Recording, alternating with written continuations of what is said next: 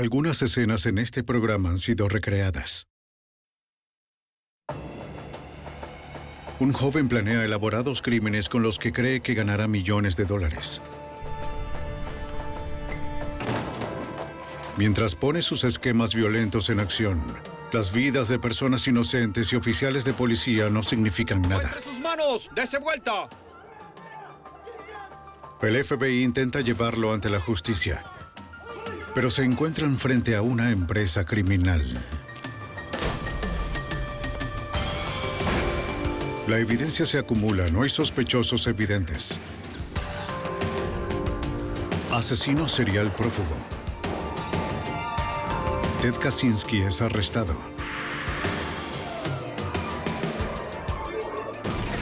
Fugitivo aún prófugo.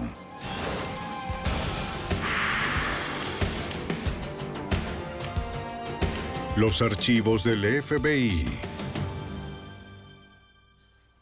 Atrapado en el acto, un ladrón de bancos disfrazado arrojó explosivos a la policía y desapareció bajo una lluvia de balas.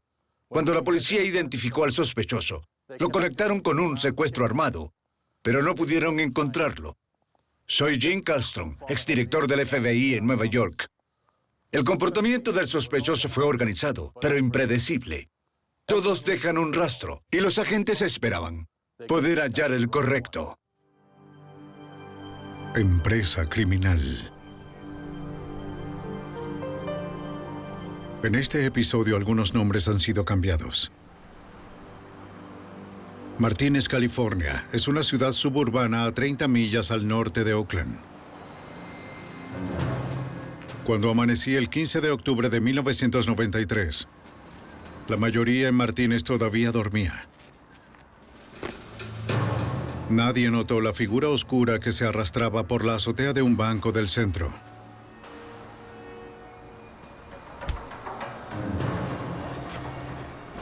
Llevaba una sierra eléctrica y un taladro inalámbrico de primera línea con motores especiales que reducían el ruido. Parecía saber exactamente dónde cortar en el techo.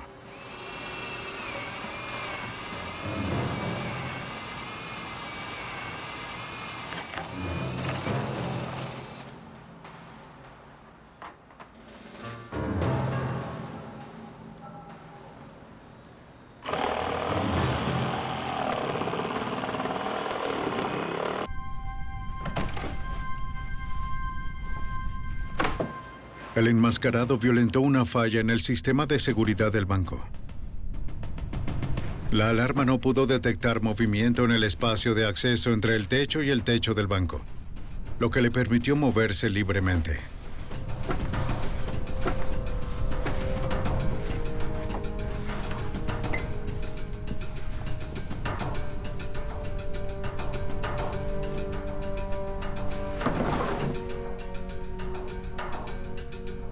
Justo debajo estaba la oficina del banco. Estaba equipada con sensores de movimiento. Sabía que si bajaba dispararía la alarma del banco. El enmascarado también sabía que los empleados del banco llegarían en unas pocas horas y desactivarían el sistema de seguridad. Se instaló y los esperó. Horas más tarde, los residentes de Martínez comenzaron sus desplazamientos matutinos.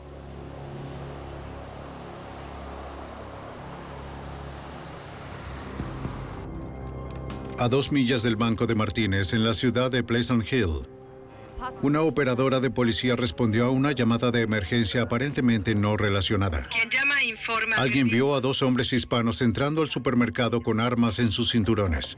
Copiado, 2, 20 y fuera. Fue justo antes de las 9 de la mañana. El oficial de policía de Pleasant Hill, Bob Lauderdale, respondió al supermercado. M1, ¿quién reporta? Aún está en línea. Mi despachador informó que la persona que hizo la llamada lo estaba haciendo desde un teléfono público directamente al otro lado de la calle de la tienda. Acaba de colgar. Dijo que su nombre es Kyle Ferrell. Noté a un hombre adulto negro parado frente a la cabina telefónica.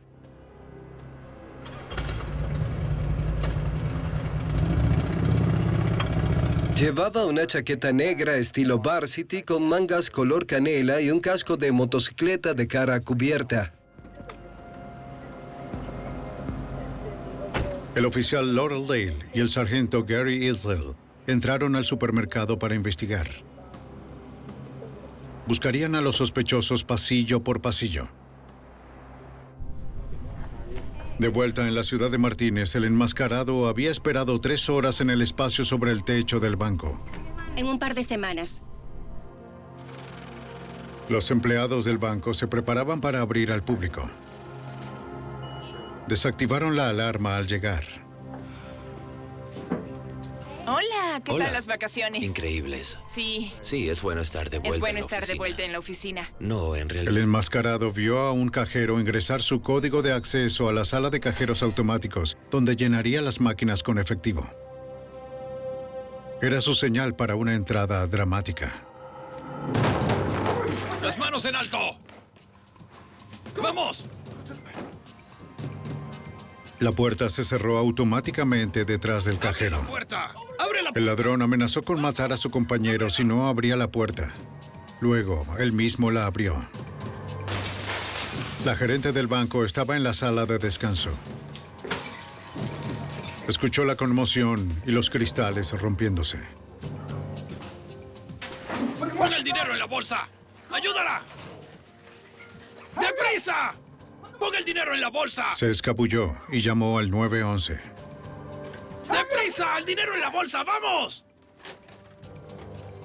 Reporte de un 211 de banco en curso, 6678. La operadora alertó a la policía de Martínez. El gerente del banco informa que escuchó a alguien en la otra habitación gritando «levanten las manos» a sus cajeros. Todas las unidades disponibles corrieron al banco con sus sirenas apagadas.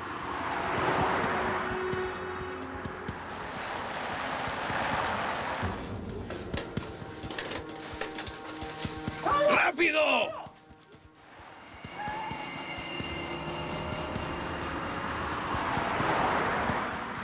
¡El dinero en la bolsa! ¡Rápido! ¡Rápido! ¡Pongan el dinero ahí! El ladrón se fue con una mochila llena de dinero. Pero para conservarla, tendría que evadir a la policía de Martínez.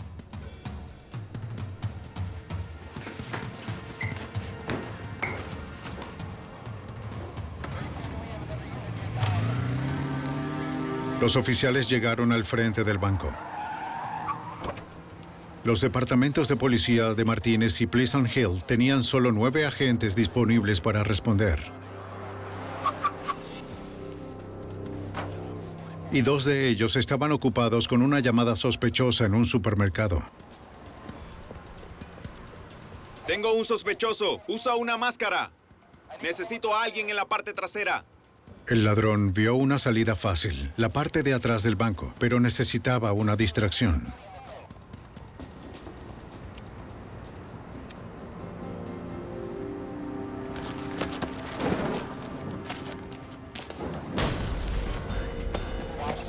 Lanzó una bomba de fuego hacia nosotros. El oficial de tráfico de Martínez, Earl Moffett, se movió para cubrir la parte trasera del banco.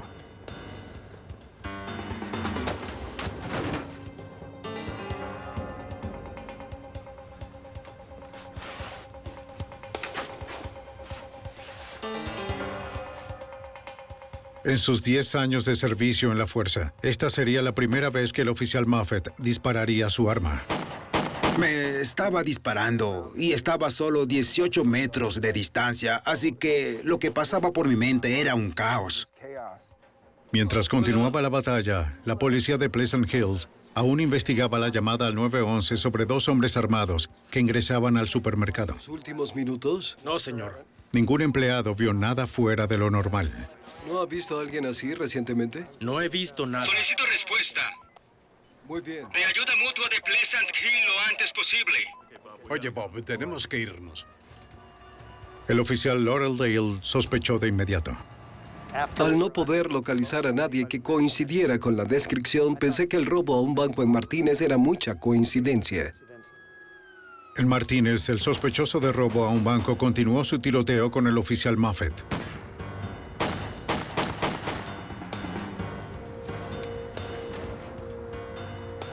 No pude escuchar. Envíe a otro al techo.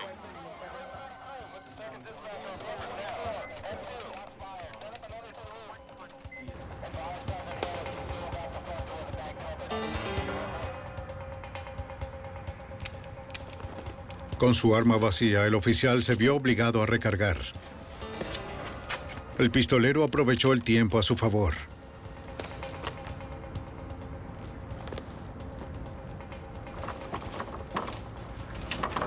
Moffett sabía que sería vulnerable a una emboscada si trepaba la verja. Siguió el procedimiento y pidió refuerzos. Se dirigió hacia el oeste, sobre la cerca. Mientras los agentes acordonaron el vecindario, a la policía de Martínez se unió en la investigación el FBI y el agente supervisor especial Bob Moore. El FBI siempre investiga todos los robos a bancos. Cualquier delito contra esas instituciones es un delito federal. Tenemos jurisdicción concurrente y solemos trabajar robos a bancos muy de cerca con la policía local. Cuando llegué por primera vez, la escena era bastante caótica. Nos notificaron que había ocurrido un robo y que luego se produjo un tiroteo. El comandante Tom Simonetti supervisó la investigación de la escena del crimen para la policía de Martínez. En la escena del crimen hallamos casquillos de una pistola Glock 45, así como rondas gastadas que habían disparado a nuestro oficial. Los agentes del FBI saben que la mayoría de los robos a bancos son intentos mal planeados de obtener dinero para drogas. La evidencia que dejó este ladrón sugería un criminal más sofisticado. El método de operación era único. No se ven a diario robos cometidos por personas que saltan del techo con una cuerda.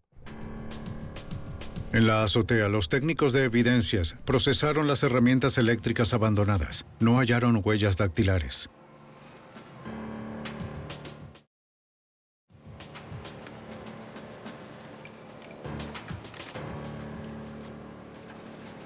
Los agentes entrevistaron a los empleados del banco sobre su traumática experiencia. Describieron al ladrón como un hombre afroamericano musculoso con una chaqueta roja. El robo bancario promedio logra solo $3,000. El gerente del banco determinó que el ladrón escapó con más de $35,000. Y al sacarlo de la sala de cajeros automáticos no se colocaron paquetes marcados con el dinero. Los técnicos no hallaron huellas dactilares, pero descubrieron una huella de zapato sobre el escritorio en el que cayó el ladrón. Mientras se procesaba la escena del crimen, la policía de Martínez revisó el vecindario detrás del banco en busca del sospechoso enmascarado. Pronto hallaron su rastro. Estaba marcado por billetes de $20 que habían caído de su mochila. Pero el rastro de dinero terminó de repente en el extremo de un callejón sin salida, sin dejar rastro del sospechoso. La central, seguí el rastro del dinero hasta el callejón sin salida. El oficial de policía de Pleasant Hill, Lauderdale, estaba vigilando la escena del crimen cuando reconoció a alguien en la multitud de espectadores. De repente me di cuenta de que el primer sujeto que había visto haciendo la llamada al 911 ahora estaba de pie en un grupo de personas que observaban las actividades por el robo del banco. Pensé que era demasiada coincidencia ver al mismo sujeto en el centro comercial y que ahora estuviera en el robo al banco en Martínez. Abordé al sujeto para identificarlo y averiguar qué estaba haciendo en el área. ¿Qué está haciendo hoy por aquí usted? El oficial sabía que la persona que llamó al 911 en el supermercado le dio a la operadora el nombre de Kyle Farrell. Ahora, el hombre dijo que su nombre era Ural Wills. Solo a la vuelta de la esquina. Muy bien. No quería interferir. Fue lo suficientemente sospechoso para que el oficial Lauderdale le solicitara al hombre ir a la estación de policía para un interrogatorio. Para mi sorpresa, el sujeto fue muy colaborador y no tuvo problema en ir a hablar con los detectives de Martínez. El hombre entregó a la policía de Martínez una licencia de conducir que parecía confirmar que su nombre era Ural Wills. Una revisión de su historial reveló que 3 años antes, en 1990, fue arrestado por un robo a mano armada en un supermercado en Oakland, pero luego fue absuelto. A pesar de la detención previa, la policía no tenía nada que relacionara al hombre con el robo a un banco de Martínez. No tuvieron más remedio que liberarlo.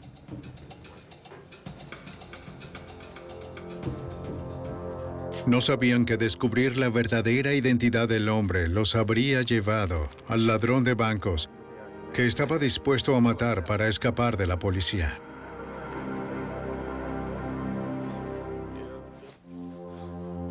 En Martínez, California, un ladrón de bancos amenazó la vida de sus empleados hasta que obtuvo lo que buscaba. $35,000 en efectivo, destinados a los cajeros automáticos del banco.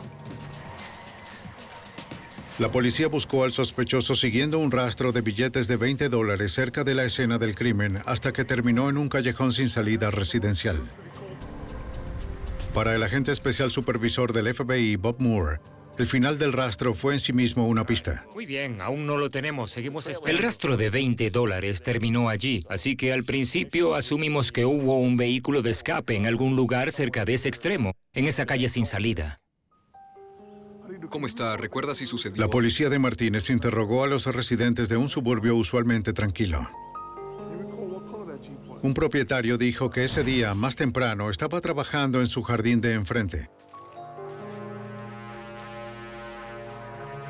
Notó que una Jeep Cherokee nueva pasó a alta velocidad frente a su casa. Pensó que la mujer blanca detrás del volante podría ser solo una adolescente imprudente. El testigo dijo que el vehículo no tenía matrícula, solo la etiqueta adhesiva de un concesionario de Jeep cercano. Otros testigos en el vecindario también vieron el vehículo, pero ninguno de ellos pudo ponerse de acuerdo sobre el color del Jeep. Bien, excelente, muchas gracias. Puede que lo llame de nuevo.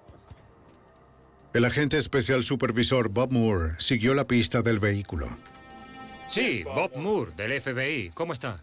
Llamó al concesionario anunciado en el vehículo y supo que vendieron más de 60 Jeep Cherokee nuevos en los últimos 3 meses. ¿Podría ayudarme con eso? Bien. Comenzamos identificando a las personas que habían comprado esos autos, con resultado negativo. Todo Jeep Cherokee tenía que ser investigado. El comandante de la policía de Martínez, Tom Simonetti, sabía que sería un trabajo minucioso. También hablamos con varios de los propietarios registrados de nuevos Jeeps y no tenían antecedentes penales o habían estado fuera de la ciudad y pudieron demostrar que no estaban involucrados en el robo. Descubrimos que uno había sido robado de una estación cercana de Bart. El vehículo fue recuperado en la ciudad de Concord y luego de investigarlo y procesarlo se determinó que no estaba involucrado en el crimen. Los 2 últimos Jeeps que vimos se vendieron a una compañía de alquiler de autos en la ciudad de Antioquía. Y esto es lo que tenemos. Los agentes acudieron a la empresa de alquiler para investigar los 2 últimos vehículos. ¿Es este el vehículo? Bien. Por favor, si me puede conseguir los contratos de alquiler de la semana pasada. Solicitaron copias de los contratos de renta. Solicitó Voy a el la oficina, alquiler. ya regreso.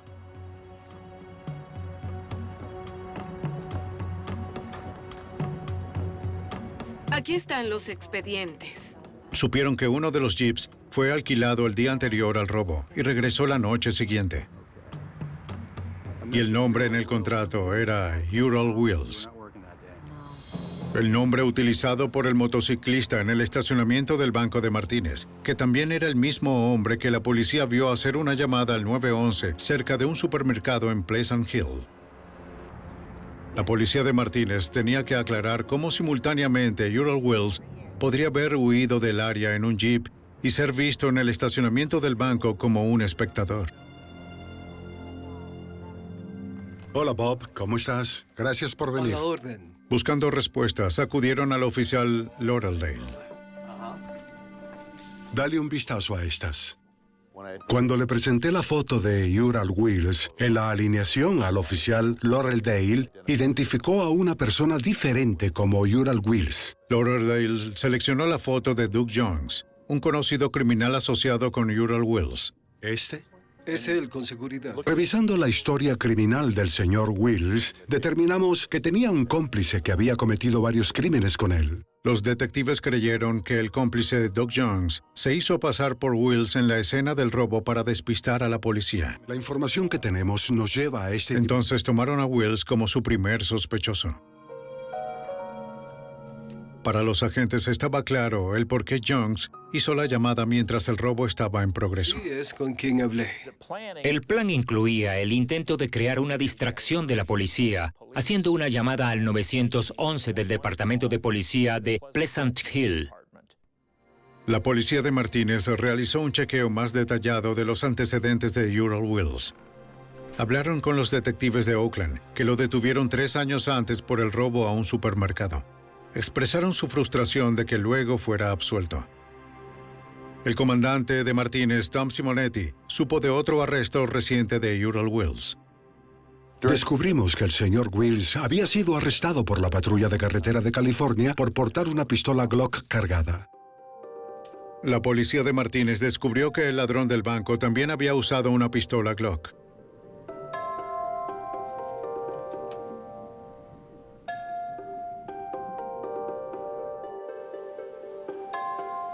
Las pruebas de balística de las balas recuperadas revelaron que era una Glock 9 milímetros.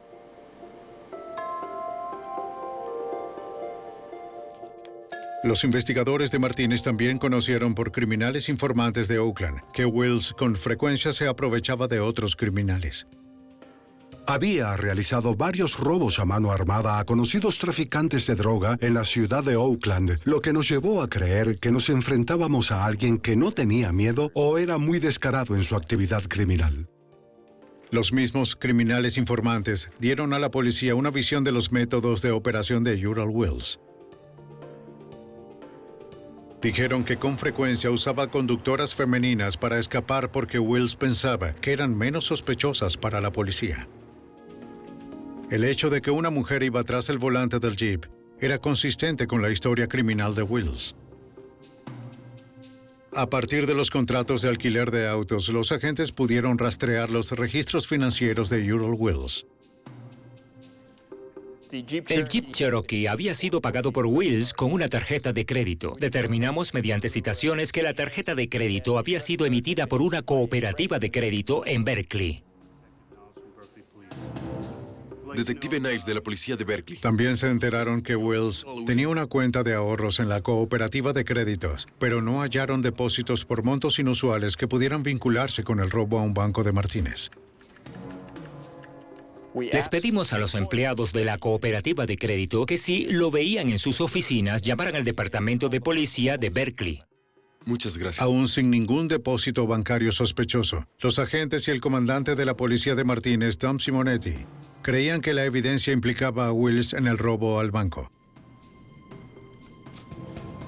Wills tenía un apartamento en Antioquia, California, 32 kilómetros al este de Martínez. Con base en la información recabada por el Departamento de Policía de Martínez, el FBI y el Departamento de Policía de Antioquia, pudimos obtener una orden federal para registrar el apartamento del señor Wills. 30 días después del robo al banco, agentes del FBI y un equipo SWAT de la policía se prepararon para ejecutar la orden de registro en el apartamento de Wills.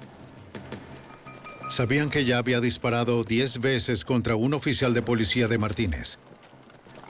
El equipo SWAT sospechaba que Wills dispararía de nuevo.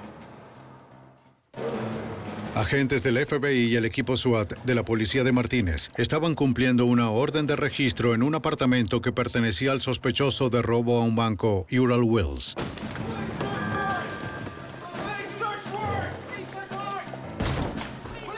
Encontraron a un hombre en el apartamento. El equipo SWAT rápidamente determinó que no era Wills. Lo identificaron como Doug Jones, quien era un cómplice criminal conocido de Ural Wills, así como su compañero de habitación. Jones fue el hombre visto haciendo la llamada al 911 cerca de un supermercado antes del robo del banco en Martínez, y el hombre visto en el estacionamiento del banco después del robo. Los oficiales sacaron a Jones del apartamento y lo llevaron a la estación para interrogarlo. Mientras los investigadores ejecutaban su orden de registro, hallaron varios elementos de interés, incluido un chaleco antibalas. Los agentes también hallaron una chaqueta roja que coincidía con las descripciones de los testigos de la ropa del ladrón del banco.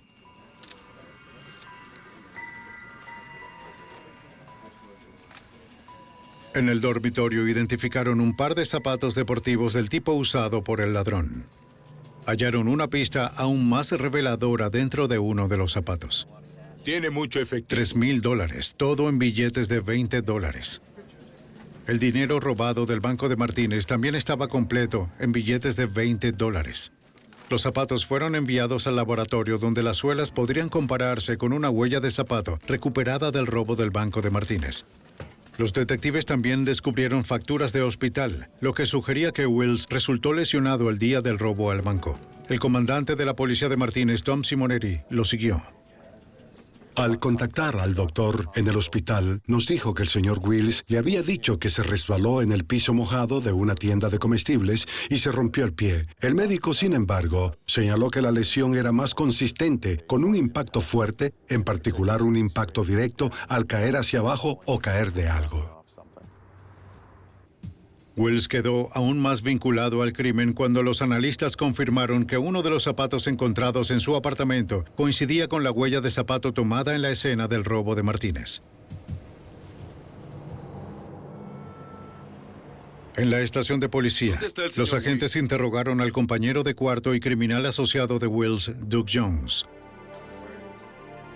Por sospechosas que fueran las acciones de Jones, la policía no podía acusarlo de un delito ni hacerlo hablar. Si Jones sabía dónde se escondía Wills, no se lo decía a los investigadores. No sé dónde está. La mayor frustración en este caso era tratar de localizar al señor Wills luego de que supo que lo buscábamos. 222, adelante.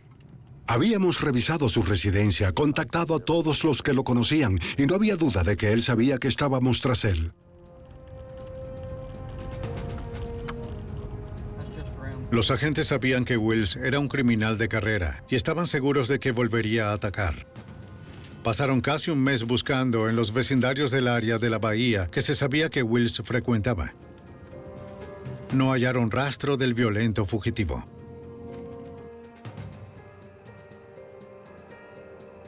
Mientras los investigadores buscaban a Wills, él planeaba un crimen aún más ambicioso que su robo al banco de Martínez. Reunió a un grupo de cómplices y los unió a su plan.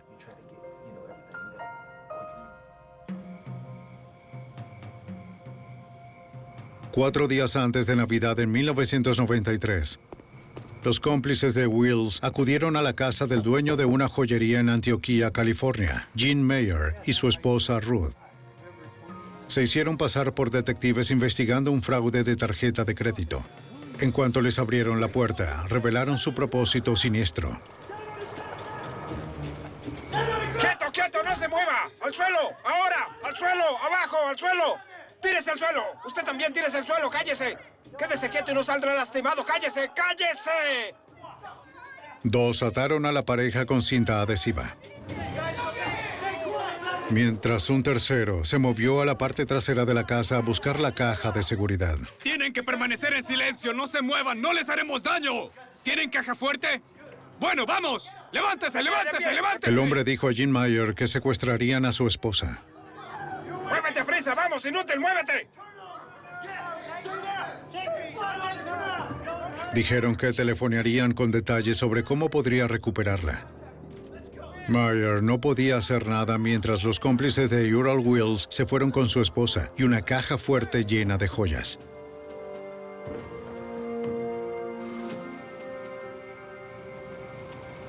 Ya, deje de llorar. Pronto todo habrá terminado. Usaron la camioneta del señor Mayer como vehículo de escape. ¡Entre ahí! ¡Vámonos!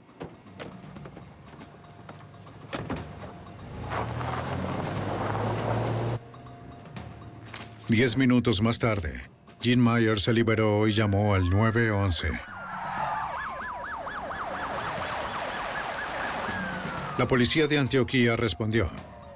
La escena fue supervisada por el sargento Scott Wilford. Cuando llegué a la residencia de Mayer, los oficiales estaban en proceso de acordonar la escena del crimen con cinta y barreras policiales.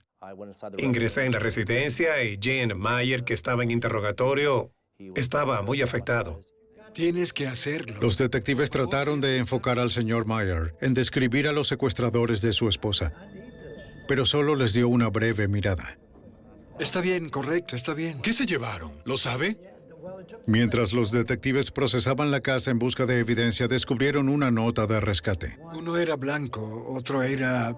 Myers nunca vio irse a los secuestradores.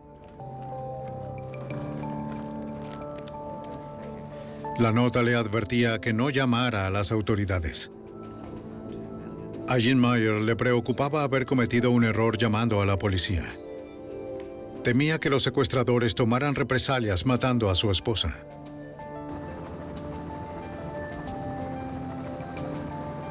Para ayudar a encontrar a la señora Mayer, la policía de Antioquía pidió ayuda al FBI.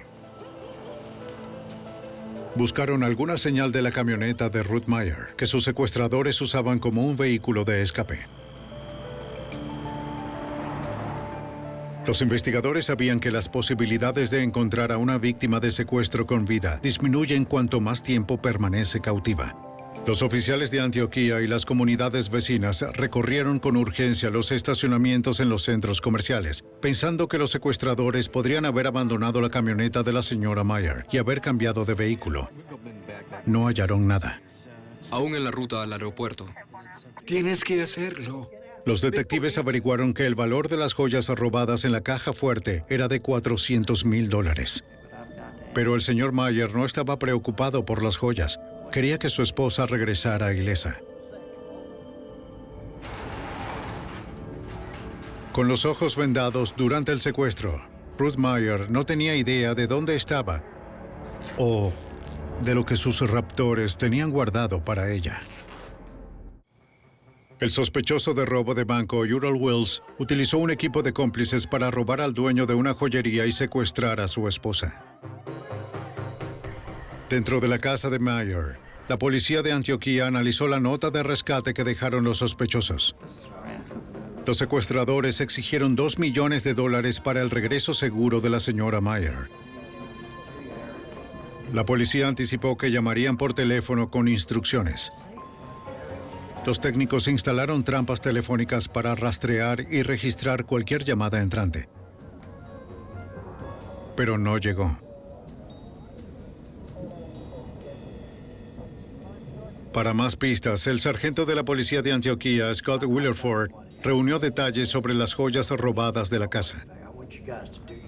Si apareciera alguna de ellas, los pondría en la pista de los secuestradores. Como el señor Mayer era joyero, tenía información específica y detallada sobre la descripción de todas las joyas. Pudimos proporcionar o compilar una lista detallada y enviarla a otras agencias en relación a la propiedad robada. El FBI trajo recursos adicionales y ayudó a coordinar la búsqueda de cualquier señal de la señora Mayer o de la camioneta que sus secuestradores robaron de su casa.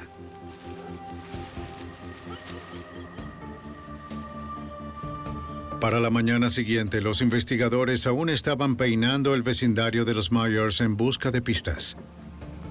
Equipos de oficiales y agentes comenzaron a hablar con la gente del vecindario. Estábamos tocando puertas y preguntando si la gente había visto algo sospechoso en el área. ¿Podría hacerle un par de preguntas? Además de entrevistar a vecinos, los investigadores como el sargento de la policía de Antioquía, Scott Wilford, recurrieron a los medios de comunicación en busca de ayuda. ¿Estuvo en casa esa noche? Hicimos todo lo que pudimos para llevar la información al público para poder contar con su ayuda para tratar de localizar a Ruth Mayer. Cientos de voluntarios distribuyeron más de 8,000 folletos en toda el área de la bahía. Los folletos tenían fotos de la señora Mayer y una descripción de su camioneta. La estrategia pronto tuvo resultados. A pocas horas del secuestro, con la información enviada a las otras agencias, localizamos la camioneta robada. Los técnicos procesaron el vehículo en busca de evidencias. no hallaron nada útil. La teoría de los investigadores es que los raptores cambiaron a Ruth Meyer a un segundo vehículo de escape. Tomaron impresiones de huellas de neumáticos frescas halladas en la escena. Las impresiones podrían compararse con el vehículo de los sospechosos si lo hallaran. Aunque habían encontrado su vehículo, los detectives todavía no tenían idea de dónde estaba retenida la señora Meyer. Los secuestradores la dejaron desatendida durante horas. Ella aprovechó la oportunidad para morder sus ataduras.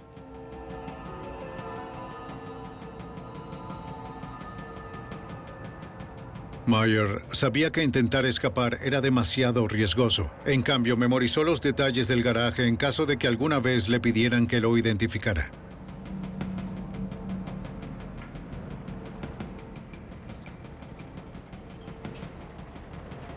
En la entrada vio el contorno de un automóvil. Estaba cubierto con una lona azul. Meyer pensó en gritar por ayuda, pero le preocupaba lo que podría pasar si sus raptores la escuchaban. Por el momento no le quedaba otra opción que esperar. ¿Anotaste todos los números? El señor Meyer pronto recaudó el dinero que esperaba traería a su esposa a casa. Usando guantes de látex, los agentes registraron los números de serie de los billetes. Estaban preparados para hacer la entrega tan pronto como recibieran instrucciones de los raptores.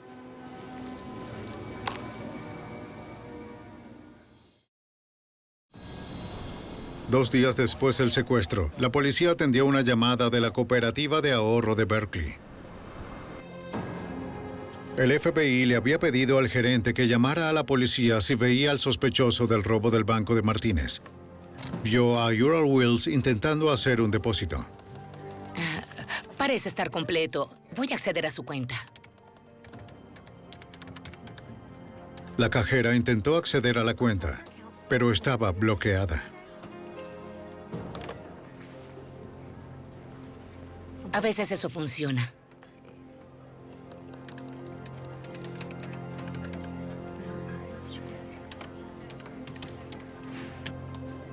La policía de Berkeley llegó y se aproximó con calma.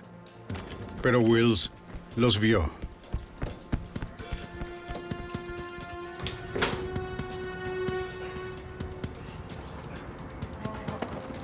¡Ve por atrás!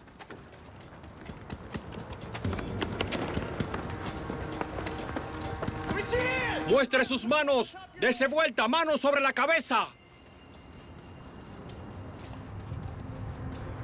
A medida que registraban a Wills, la policía de Berkeley recuperó un cartucho cargado para una pistola Glock 9 milímetros. También descubrieron que Wills tenía algo más que ocultar. En su bolsillo estaba la llave de un auto. Los oficiales de policía le preguntaron dónde estaba estacionado. Negó tener un auto. Los oficiales luego caminaron por la calle revisando todo hasta que lo localizaron. Las llaves en el bolsillo de Wills correspondían a una Ford Explorer. El agente especial supervisor del FBI, Bob Moore, buscó en el vehículo incautado pruebas que relacionaran a Wills con el robo al banco de Martínez. En cambio, descubrió la primera pista del caso de secuestro de Ruth Meyer. Los elementos de evidencia clave encontrados en la Ford Explorer el día del arresto de Wills fueron un teléfono celular, un arma, un buscapersonas que pertenecía a Ural Wills y una bolsa con joyas. Los agentes pensaron al principio que el secuestro de Ruth Meyer y el caso del robo del banco de Martínez no tenían relación. Todo cambió cuando descubrieron que algunas de las joyas eran personalizadas. RM eran las iniciales de Ruth Meyer. Los agentes le mostraron las joyas al esposo de Ruth Meyer, quien confirmó que fueron robadas de su casa. Los investigadores ahora consideraban a Wills como un sospechoso tanto del secuestro de Ruth Meyer como del robo de banco en Martínez.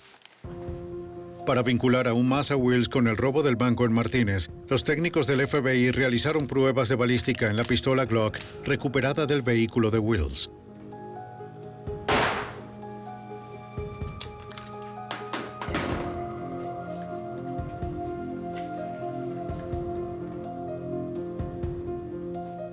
Compararon la prueba de la bala disparada por la Glock en el laboratorio con las balas recuperadas de la escena del crimen del banco en Martínez. Las pruebas indicaron que las balas no fueron disparadas por la misma arma. Los investigadores creyeron que era posible que Wills desechara la pistola utilizada durante el robo al banco y la reemplazara con otra de la misma marca y modelo. También encontramos joyas en su auto. Quiero saber dónde estaba y qué hacía. Ya le dije. Wills ya no solo era sospechoso de robo a un banco, también era sospechoso en el secuestro de Ruth Meyer. Ya podemos conectarte con la señora Meyer. ¿Qué hacían? Desesperados por salvar la vida de la señora Meyer, la policía de Antioquía le preguntaba a Wills dónde la tenían retenida. Pero Wills se negaba a cooperar. Permanecía en silencio en cuanto a su vinculación con el secuestro a Ruth Meyer. En el carro, ¿de acuerdo? Con Wills preso, a los investigadores les preocupaba que sus cómplices se asustaran e hicieran algo desesperado. Este secuestro sin duda muestra cierta organización. Las autoridades realizaron una conferencia de prensa para solicitar nuevas pistas. También advirtieron a los cómplices de Wills que se estaban acercando y que la señora Myers debía ser liberada ilesa. Por otro lado, no lo puedo decir con certeza, pero los estamos buscando.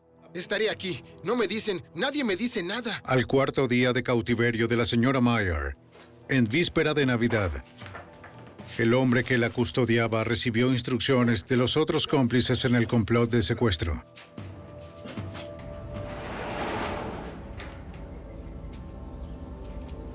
Sus órdenes eran deshacerse de la señora Meyer como pudiera.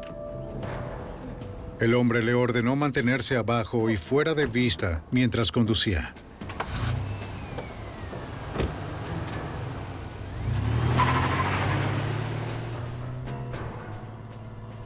La señora Meyer no podía estar segura de si iba a vivir o morir. Se acabó. La víctima de secuestro, Ruth Meyer, había soportado 4 días de cautiverio. El líder del secuestro, Ural Wills, estaba bajo custodia policial por cargo de robo a un banco. ¡Levántese! Eso dejaba a los cómplices de Wills sin líder y estaban preocupados porque la ley se acercaba. Los cómplices le ordenaron al hombre que cuidaba a Ruth Meyer que se deshiciera de ella como pudiera.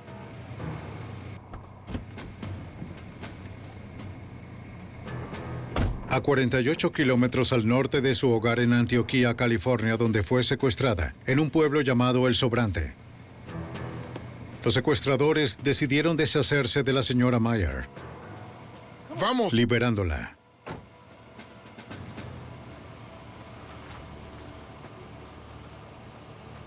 Ahora no se quite la venda.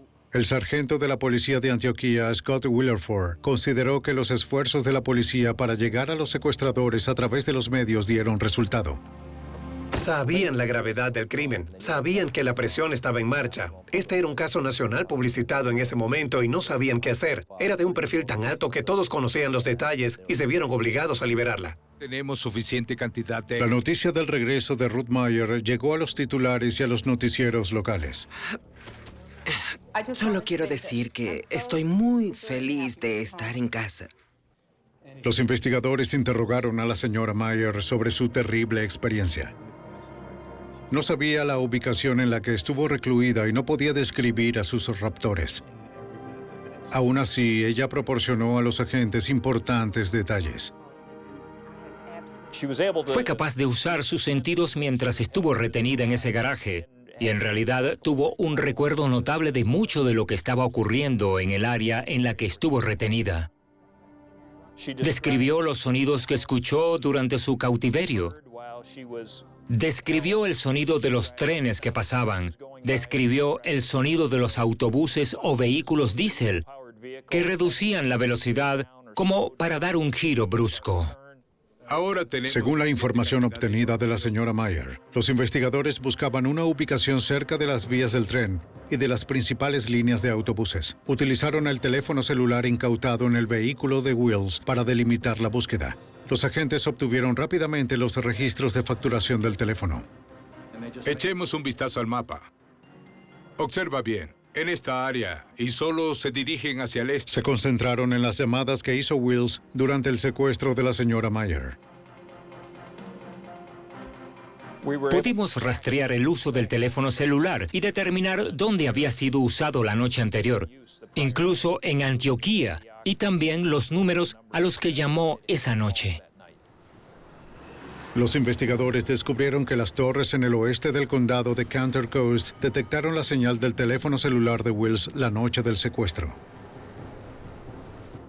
Comenzaron a buscar calles en el condado de Counter Coast donde se cruzaban las vías del tren y las principales líneas de autobuses. Con base en las observaciones de la señora Mayer, los agentes estaban buscando cualquier casa que tuviera un vehículo cubierto con una lona azul en el camino de entrada. Ubicamos la casa en San Pablo y solo a partir de la inspección visual fuera de ella coincidimos con los criterios y la descripción que Ruth Mayer nos dio. Los agentes obtuvieron una orden de registro para la casa y no hallaron a nadie dentro. La señora Mayer identificó el garaje como el lugar en el que fue retenida. Los agentes querían interrogar al dueño de la casa, pero no pudieron localizarlo. Los investigadores buscaron a los familiares del propietario de la vivienda en un esfuerzo por encontrarlo.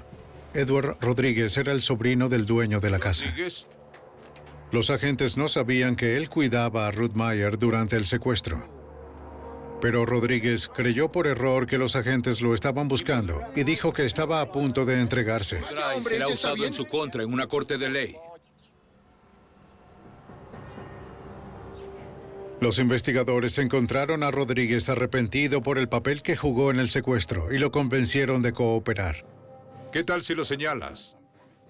En última instancia, el guardián confesó todo el crimen, la planificación y los detalles de la operación. Expuso el crimen completo.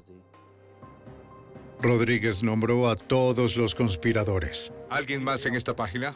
Dijo que Ural Wills planeó y dirigió la operación de secuestro. Los agentes corroboraron las declaraciones del guardián con los registros del teléfono celular de Wills. Más tarde detuvieron a todos los conspiradores. Brian Tomasello, uno de los hombres armados que irrumpieron en la casa de los Mayer, fue declarado culpable de los 6 cargos de robo y secuestro y condenado a cadena perpetua. Edward Rodríguez fue declarado culpable de secuestro y robo. El jurado le dio una breve sentencia de 8 años porque liberó a la señora Mayer. Antes de que pudiera ser juzgado por el secuestro de Ruth Mayer, Ural Wills fue declarado culpable del robo a un banco en Martínez y fue condenado a 39 años. Los fiscales se enteraron de que Wills sufría de insuficiencia renal. Los doctores le dieron menos de 10 años de vida. Ural Wills irá. Wills estaba seguro de morir en prisión. Él tiene problemas renales. Los fiscales informaron a la señora Mayer de sus planes de no juzgarlo por su secuestro. Es una persona compasiva. Ella sabía que se había hecho justicia. Sabía que el señor Wills estaría bajo custodia por el resto de su vida y creo que los perdonó a todos.